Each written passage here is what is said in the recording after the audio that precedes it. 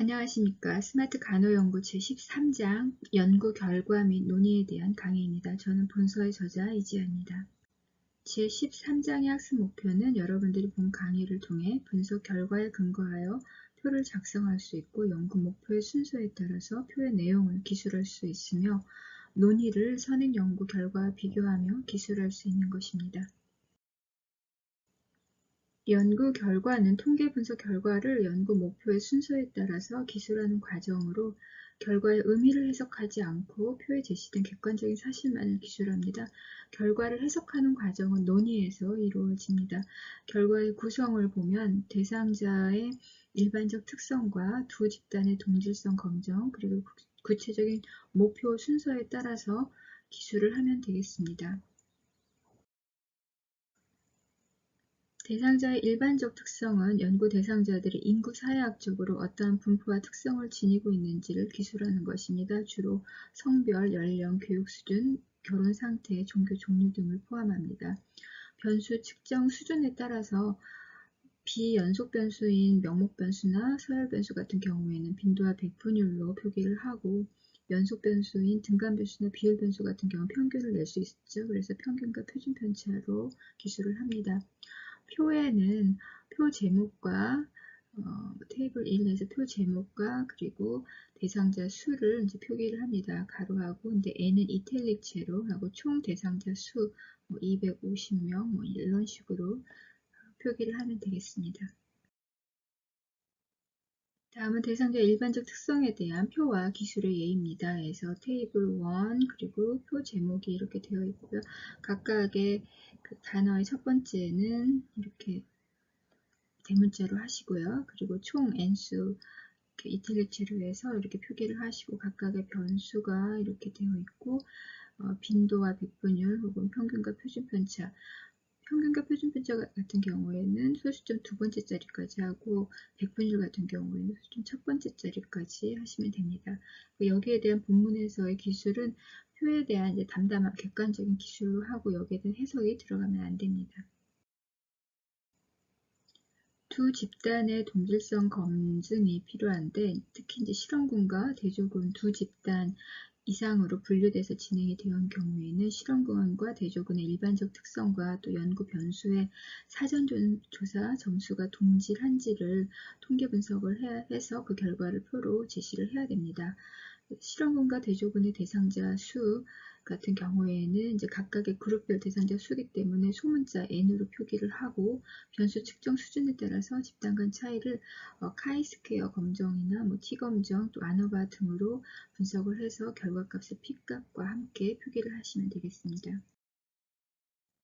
다음은 두 집단의 동질성 검증에 대한 테이블과 또 기술의 예입니다. 이렇게 테이블에서도 이제 제목에는 첫 번째는 대문자로 하고 그리고 총 n수 같은 경우에는 이탈릭체로 해서 여기다 표기를 해주시고 이 하위 n수 같은 경우 소문자 n으로 해서 표기를 하시고 그리고 각각의 그룹별로 이렇게 되어 있기 때문에 이렇게 평균이 아니라 빈도와 백분율로 했고 빈도와 백분율 경우에는 비연속 변수이기 때문에 그 검정을 카이스퀘어 검정으로 그렇게 한 걸 볼 수 있겠습니다.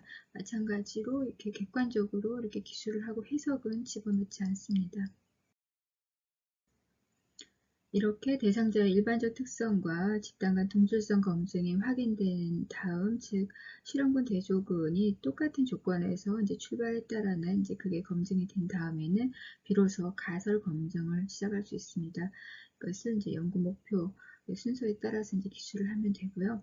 본문에서 기술은 마찬가지로 분석표에 대한 객관적인 설명이지 분석 결과의 의미나 해석은 기술하지 않습니다.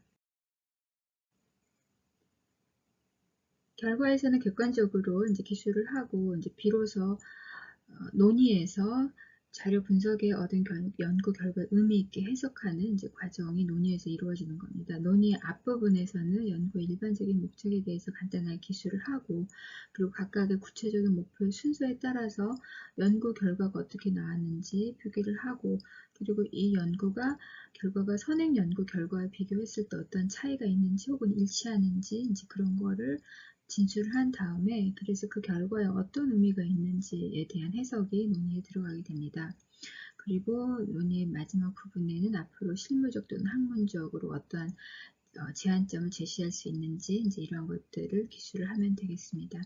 그래서 첫 번째 일반적 목적에 대해 간단하게 하고 이제 구체적인 목표별로 결과와 또 선행 연구와 비교해서 해석을 하고 그다음에 제안하고 이제 이런 식으로 하면 되겠습니다.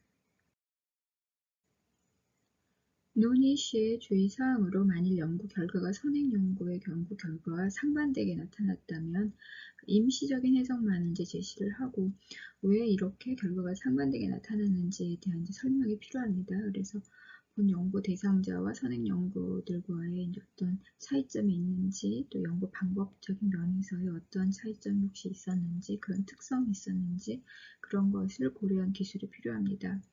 또한 연구자는 통계적인 유의성뿐만 아니라 임상적인 유의성 (clinical significance를 고려해서 연구 결과를 해석할 수 있어야 합니다. 즉 통계적으로는 유의하지 않게 나왔을지라도 혹은 유의하게 나왔을지라도 그 결과가 이거는 샘플만을 가지고 통계 분석을 한 거기 때문에 이게 모집단에 일반화시키기 위해서는 이런 특수성도 고려할 줄 알아야 됩니다. 통계적으로 유의하게 나왔다고 해서 이거 무조건 모집단에 다 일반화시키는 것이 아니라 통계적으로는 결과가 이렇게 나왔지만 혹시 임상적으로도 이게 유의한지 결과가 이제 그런 것도 고려해서 해석할 필요가 있습니다. 그래서 그 분야에 대한 이제 전문성이 연구자가 가지고 있어야 된다는 것입니다. 연구 방법의 적절성에 대한 해석도 필요합니다. 그래서 그 샘플을 가져와서 이제 그 자료를 한 거기 때문에 이 샘플링, 연구 대상자 선정 방법부터 그리고 그 대상자 수는 얼마나 충분하게 한 건지 아니면 또 그 자료 수집 과정에서의 어떤 특성이나 어떤 오차가 혹시 있었는지 만약 그렇다면 이제 그런 것도 연구의 제한점으로 논의해서 제시를 하는 것이 필요합니다. 또한 향후 연구 방향은 어떻게 할 건지 또 연구의 문제점을 극복하는 방법 등을 제언 부분에 이렇게 제시하는 것이 필요합니다. 결론의 경우는 연구 결과에 의해서 이게 어떤 의미를 가졌는지를 간략하게 제시하는 과정입니다. 그래서 연구 목적이나 연구 결과의 의미, 또 연구의 제한점, 연구 결과의 적용에 대해서 이것을 간단하게 이렇게 제시를 하는 것이 필요하고 학예 논문의 경우에는 소제목을 결론으로만 하지 않고 결론 및 제언으로 한 다음에 결론은 논문 전체를 전반적으로 요약하게 되고 또 제언은 추후 연구 방향 및 실무적으로 활용할 수 있는 방안을 기술하는 이제 그런 식으로 구성되어 있습니다. 자기 주도 학습으로 여러분이 분석한 그 통계 결과를 표로 한번 작성해 보시고 그리고 담담하게 객관적으로 연구 결과에 기술을 하시기 바랍니다. 그리고 연구 결과에 대해서 논의 부분을 비슷한 선행 연구를 인용해서 특히 최신의 선행 연구를 좀 해야 되겠죠. 해서 작성을 해 보시기 바랍니다. 논의 부분은 정말 어렵습니다. 그래서 여러 논문들을 좀 읽어보면서 그 논문들은 논의를 어떤 식으로 이렇게 표현을 했는지 그런 것을 보면서 꾸준히 학습하면서 배우시기 바랍니다.